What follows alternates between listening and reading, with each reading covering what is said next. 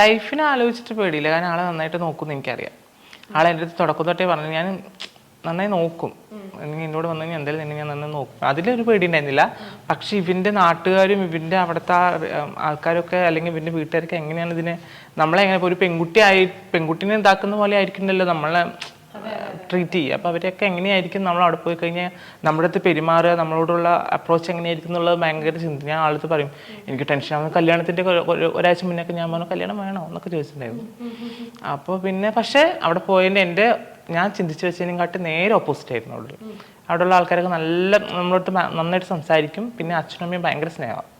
പിന്നെ പെങ്ങളുടെ കുട്ടിയും അവരൊക്കെ അവരെല്ലാം അവരുടെ ഈ പെങ്ങളിനെ കല്യാണം കൊടുത്ത സ്ഥലത്ത് അവിടുത്തെ എല്ലാവരും അവരുടെ റിലേറ്റീവ്സും എല്ലാവരും നല്ല സപ്പോർട്ടും നല്ല സ്നേഹം.